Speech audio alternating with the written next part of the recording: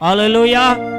మొదటి మాట, ప్రియమైన దేవుని బిడ్డలారా, మనం చదువుకున్నట్లయితే లూకా సువార్త 23వ అధ్యాయము 34వ వచనాన్ని మనం చదువుకొని ధ్యానం చేసుకుందాం. యేసు, తండ్రి, వీరేమి చేయుచున్నారో వీరు ఎరుగరు గనుక వీరిని క్షమించమని చెప్పెను. హల్లెలూయా. సిలువలో వేలాడుతూ యూదులు, పరిసయ్యులు, దేవుని ప్రియులారా, శాస్త్రులు, వీళ్ళందరూ కూడా యేసు ప్రభుని దూషించి, యేసు ప్రభుని ఉమ్మి కొరడాలతో కొట్టించి, దేవుని ప్రియులారా, నువ్వు యూదులకు రాజువా అని చెప్పి హేళన చేసినను కూడా ఆయన సిలువలో మొదటి మాట, తండ్రి, వీరి ఏం చేయుచున్నారో గనుక వీరు ఎరగరు గనుక వీరిని క్షమించుమని తండ్రికి మొరపెడుతున్నారు. ప్రియమైన దేవుని బిడ్డలారా, మీ అందరికీ యేసుక్రీస్తు నామంలో మరి వందనాలు తెలియపరుస్తున్నా. యేసు ఆశీర్వదించు పరిచర్యకు వచ్చినటువంటి మీరు మరి మొదట క్షమించే గుణం, క్షమాపణ మీలో ఉండాలి. ఎందుకంటే యేసు ప్రభుల వారు సిలువలో వేలాడుతూ ఎంత హింసపరిచినా, దూషించినా, కొరడాలతో కొట్టినా, సిలువ మాన మీద మేకులతో కొట్టి వేలాడదీసిన, ప్రక్కలో బల్లెముతో పొడిచిన, అతనికి ముల్కిరీటము తలకు ధరింపచేసిన యేసు ప్రభుల వారు మొట్టమొదటి మాట, తండ్రి, వీరేమి చేయుచున్నారో ఎరుగరు గనుక వీరిని క్షమించుము. హల్లెలూయా, హల్లెలూయా. యేసు ప్రభు సిలువలో వేలాడుతూ మొదటి మాట తండ్రి అని పలికాడు. మొదట తండ్రికి మొరపెట్టాడు. రెండవది, ప్రభువా, ఈ జనులను క్షమించండి. హల్లెలూయా. దేవుని ప్రియులారా, మనము క్షమించాలి. లూకా సువార్త 6వ అధ్యాయం 38లో చెప్తున్నాడు, క్షమించమంటున్నాడు. ఈ లూకా సువార్త 6వ అధ్యాయము 38లో క్షమించుడి, అప్పుడు మీరు క్షమింపబడుదురు. ఎప్పుడైతే ఈ భూమిలో జీవిస్తున్నటువంటి దినాల్లో మీరు క్షమించలేదంటే మీరు చనిపోయి పరలోకానికి వెళ్ళినా కూడా మీకు క్షమాపణ కలగదు. ఈ భూమిలో ఉన్నప్పుడే, సజీవంగా ఉన్నప్పుడే మనము మరి క్షమాపణ, మనకు విరోధులు లేస్తారు, మనకు శత్రువులు లేస్తారు, మన పక్కింటోళ్ళు లేస్తారు. అయ్యా, మనం కొద్ది డెవలప్మెంట్ అయినప్పుడు మనకు విరోధంగా చాతబడులు చేస్తారు, మనల్ని కొట్టడానికి వస్తారు, మనకు విరోధంగా లేస్తారు. మొదటి మాట దేవుడు చెప్పినట్లుగా వారిని మనము క్షమించాలి. ఇక్కడ ఏం చెప్తుంది? క్షమించుడి, అప్పుడు మీకు క్షమింపబడును. మనము ఈ భూమిలో క్షమించలేదంటే పరమ తండ్రి మనల్ని క్షమించలేడు. ఎందుకంటే రెండు మాటలు మాట్లాడాలి కనుక సమయం లేదు కనుక. ఒకటి, యేసుప్రభు సిలువలో క్షమించినట్లుగా మరి దేవుని ప్రియులారా, కొరడాతో కొట్టిన వారిని, ఉమ్మిన వారిని, హేళన చేసిన వారిని, ముల్కిరీటము ధరింప చేసిన వారిని, సిలువలో కొట్టినటువంటి వారిని, దేవుని ప్రియులారా, మొదట తండ్రి, వీరిని క్షమించుడి అన్నారు. కనుక ఈ భూమిలో మనము కూడా క్షమించాలి. హల్లెలూయా, హల్లెలూయా, హల్లెలూయా. మరి హృదయపూర్వకముగా క్షమించాలి. మరి ఏమంట? మత్తయి సువార్త 18:35లో చెప్తున్నాడు, హృదయపూర్వకంగా ఏమంట? మీలో ప్రతి వాడును తన సహోదరుని హృదయపూర్వకంగా క్షమింపని ఎడల నా పరలోకపు తండ్రియు ఆ ప్రకారమే మీ ఎడల చేయనెను. హల్లెలూయా, హల్లెలూయా. మీలో ప్రతివాడు తన సహోదరుని హృదయపూర్వకంగా క్షమింపని ఎడలా అంటున్నాడు. నీ పరలోకపు తండ్రియు ఆ ప్రకారమే మీ ఎడల చేయుననెను. కనుక మీ సహోదరుని, మీ స్నేహితుని హృదయపూర్వకంగా క్షమిస్తే దేవుడు క్షమిస్తాడు. యేసు ప్రభుల వారు హృదయపూర్వకంగా, తండ్రి వీరేం చేయించున్నారో ఎరగరు గనుక వీరిని క్షమించుమన్నాడు. ఈరోజు నువ్వు క్షమిస్తూ ఉన్నావా? మనము క్షమించాలి. ఈరోజు అనేక మంది మనము క్షమించినను కూడా వాళ్ళు చేస్తూనే ఉన్నారు, కానీ వారిని లెక్కలోకి తీసుకొస్తాడు. కానీ మనము మొదట సహోదరిని మనము యేసుప్రభుల వారి వలె మనము క్షమించే గుణము, క్షమాపణ, క్షమించే వాళ్ళుగా మనము ఉండాలంటూ ఉన్నాడు. హల్లెలూయా, హల్లెలూయా. అవునండి, ఎఫెసీయులు 4:32లో ఒకరిని ఒకరు క్షమించుడి అంటున్నాడు. హల్లెలూయా. దేవుని ప్రియమైన వారలారా, మరి ఒకరిని ఎడల ఒకడు దయగలిగి కరుణాహృదయులై క్రీస్తునందు దేవుడి మిమ్మల్ని క్షమించిన ప్రకారం మీరును, ఓ హల్లెలూయా, ఒకరిని ఒకరు క్షమించండి. ఎందుకంటే కల్వరి సిలువలో వేలాడుతూ యేసు ప్రభు క్షమించినాడు, హృదయపూర్వకంగా క్షమించాడు. మీరు కూడా హృదయపూర్వకంగా క్షమించాలి. ఒకరి ఎడల ఒకరు క్షమిస్తూనే ఉండాలి. హల్లెలూయా, హల్లెలూయా. దేవుని ప్రియమైన వారలారా, స్త్రీ యొక్క పాపములు కూడా క్షమింపబడి ఉన్నది. దేవుని ప్రియులారా, పాప జీవితంలో ఉన్న స్త్రీ పాపాలను కూడా దేవుడు క్షమించినాడు. అందుకే పరిసయ్య ఇంటిలో యేసు ప్రభుల వారు ఉన్నారని చెప్పి ఆయన అత్తరును తీసుకొచ్చి కన్నీళ్లు విడిచి తమ వెంట్రుకలతో తుడిచి అత్తరుతో అభిషేకించింది. అక్కడ కొందరు మాట్లాడుతూ ఉన్నప్పుడు యేసు ప్రభు చెప్పాడు, ఈ స్త్రీ పాపములన్నీ కూడా క్షమింపబడి ఉన్నదని. మీ పాపాలు కూడా క్షమింపబడాలి. మరి హృదయపూర్వకంగా మీరు దేవుని సన్నిధిలో ఒప్పుకొని దేవుని సన్నిధిలో క్షమాపణ అడగాలి. ఓ స్నేహితుడిని కూడా మీరు హృదయపూర్వకంగా క్షమించాలి. ఒకరిని ఒకరు మీరు క్షమించాలి. మీ రుణస్థులను కూడా మీరు క్షమించు వాళ్ళుగా ఉండాలి అని మత్తయి సువార్త 6వ అధ్యాయం 12వ వచనములో మనం చూస్తూ ఉన్నాం. దేవుని ప్రియమైన వారలారా,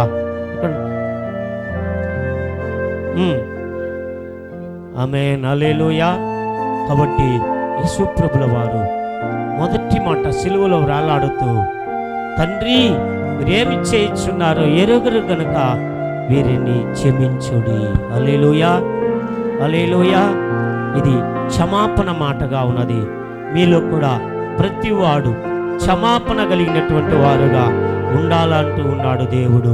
ప్రియమైన దేవుని బిడ్డలారా, ఇక్కడ మనం చూస్తున్నాం రెండవ మాట. దేవునికి స్తోత్రం. మరి చూస్తున్నాం, మరి రక్షించే మాట. రెండవ మాట ఏ మాట అండి? రక్షించే మాట. మరి దేవుని ప్రియులారా, మరి రక్షించే మాట. మరి ఇక్కడ ఇద్దరు వ్యక్తులు బందిపోటు దొంగలు ఇద్దరు దొంగలు సిలువలో కుడివైపు ఒకడు, ఎడమవైపు ఒకడు కొట్టబడి ఉన్నారు. అయితే దేవుని ప్రియులారా, ఆ ఇద్దరు వ్యక్తిలో ఒక వ్యక్తి అనగా మరి మనం చూస్తున్నాం, కుడివైపు ఉన్న వ్యక్తి యేసయ్యను గురించి ఇతడు తెలుసుకున్నటువంటి వాడుగా ఉన్నాడు. యేసయ్య దేవుడని తెలుసుకున్నాడు. మరి దేవుని ప్రియులారా, ఈ రెండవ మాట 23వ అధ్యాయం 43వ వచనాన్ని చదువుకుందాం. అందుకు ఆయన వానితో, నేడు నీవు నాతో కూడా పరదేశిలో ఉందువని నిశ్చయముగా నీతో చెప్పుచున్నాను నేను. 23లో 39 నుండి మీరు 43 దాకా మళ్ళా చదువుకోండి. అయితే ఈ రెండవ మాట నేరస్తుల్లో రెండవ వానితో చెప్పినటువంటి మాట. మొదటి వానితో కూడా చెప్పిన మాట కాదు ఇది. మొదటి వాడు దేవుణ్ణి దూషించినాడు, నిన్ను నీవు రక్షించుకో అన్నాడు. నువ్వు దేవుడు అయితే నిన్ను నీవే రక్షించుకొని దూషణ చేశాడు. రెండవ వాడు అనగా దేవుని ప్రియులారా కుడివైపు ఉన్నటువంటి వాడు మరి దేవుని సన్నిధిలో క్షమాపణ అడుగుతున్నాడు. ఎందుకంటే ఆ మనిషినికి ఆ దొంగకి ఈ యేసుని గూర్చి తెలిసి ఉన్నది. అందుకే ఆ నేరస్తుడు ఇలా అన్నాడు, ఈయనే మన తప్పిదములు క్షమింపగలడు అని ఒప్పుకున్నాడు. ఈ యేసే రక్షకుడని, యేసే రాజని, యేసే పరలోకానికి మరి అధికారం కలిగినటువంటి వాడని, యేసే క్షమించువాడని అతడు జ్ఞాపకం చేసుకుంటూ ఆ నేరస్తునికి తెలిసింది ఆయన నిశ్చయంగా ఆయన రాజ్యములో మనల్ని చేర్చుకుంటాడని చెప్పి ఆయన పాపాలను ఒప్పుకొని మొదటి వారిని గద్దించాడు. మనమే నేరం చేసింది, మనకే ఈ తప్పిదములకే మనం సిలువలో వేలాడుతున్నాం. యేసయ్య ఏ నేరం చేయలేదు, నోటి ద్వారా చేయలేదు, చూపు ద్వారా చేయలేదు, నడక ద్వారా చేయలేదు అని చెప్పి వారిని గద్దించి వాడు అడుగుతున్నాడు, ప్రభువా నీవు నన్ను జ్ఞాపకం చేసుకో అన్నప్పుడు నీవు నాతో కూడా పరదేశిలో ఉందువని. అవునండి, హల్లెలూయా, హల్లెలూయా, హల్లెలూయా. వీడు అనుకున్నాడు యేసు నిశ్చయంగా ఆయన రాజ్యంలో చేర్చుకుంటాడు, నిశ్చయంగా ఆయన కరుణ చూపుతాడు, ప్రేమ చూపుతాడు, దయ చూపుతాడు, ఈ సిలువలైన క్షమాపణ మనకిస్తాడు అన్నప్పుడు నీవు నాతో కూడా పరదేశిలో ఉందు అని చెప్పాడు. పరలోకములో ఉందని చెప్పలా, పరదేశిలో ఉందు అని చెప్పాను. హల్లెలూయా. ఇది సిలువలో ఒక వ్యక్తిని దేవుడు రక్షించాడు. ఇది కృపచేత రక్షింపబడినాడు, తన కనికరము చేత రక్షింపబడినాడు.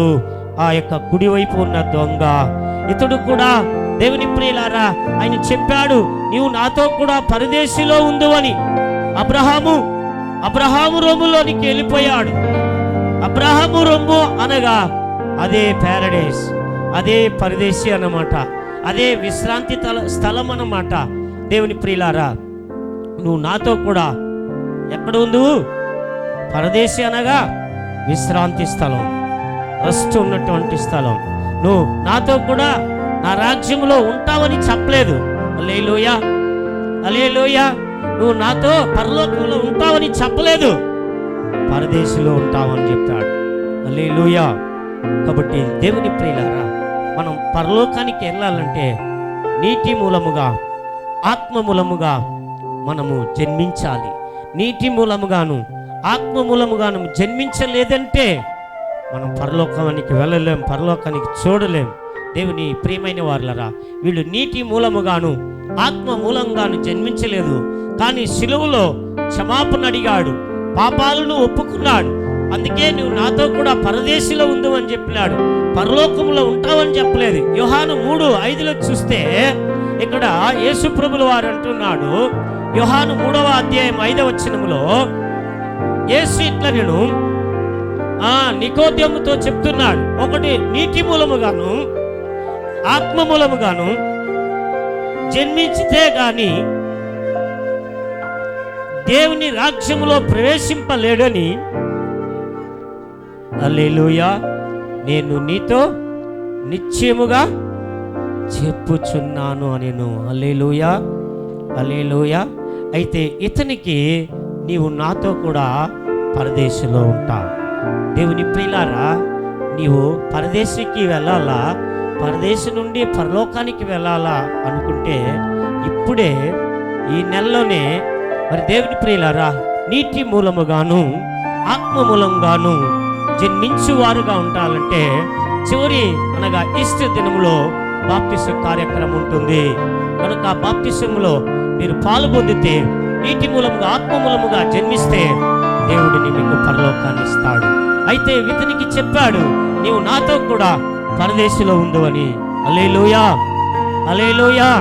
కాబట్టి మొదటి మాట క్షమించినాడు, రెండవ మాట ఇది రక్షించే మాట.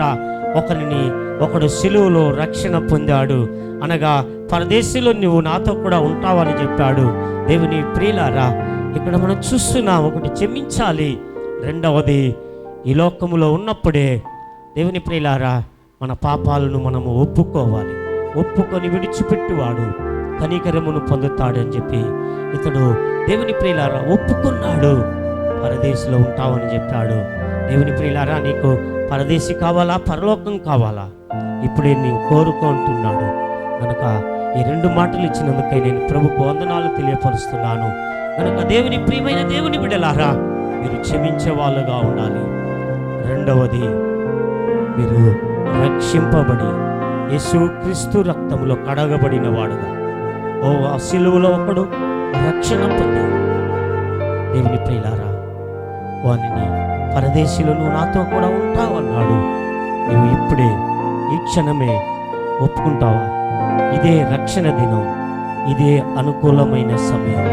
కనుక ఈ దినంలో, ఈ సిలువ ధ్యానంలోనైనా, ఈ గుడ్ ఫ్రైడే దినమైనా నీ పాపాలను ఒప్పుకుంటావా? ఒప్పుకొని పాపము చేస్తూనే ఉన్నావా? ఇంకా దేవుని ప్రియులారా, ఒప్పుకొని నువ్వు పాపము చేస్తూ ఉంటే నీకు క్షమాపణ లేదు. 7 మాటలు ప్రతి సంవత్సరం మాట్లాడి నీవు ఇంకా రక్షణ పొందలేదంటే, ఈ దినంలో రక్షణ పొందలేదంటే, యేసు ప్రభు మరలా నీ పాపాల కొరకు వచ్చి సిలువను మోసి, సిలువలో 7 మాటలు మాట్లాడి నిన్ను పరదేశిలో ఉంటావని చెప్పడు. నీ పాపాలకు క్షమాపణ దొరకదు. యేసు ప్రభుల వారు త్వరగా రాబోతూ ఉన్నాడు. హల్లెలూయా. మరలా సిలువను మోయడు. అయ్యా, యేసు ప్రభు మరలా బెత్లెహేములో కన్యక గర్భంలో యేసయ్య పుట్టడు. హల్లెలూయా, హల్లెలూయా. యేసు ప్రభు పుట్టారని చెప్పి జ్ఞానులు నక్షత్రాన్ని చూసి రారు. దేవుని ప్రియులారా, యేసు ప్రభు రాబోతున్నాడు. ఆయన కొరకు ఆయుతమా?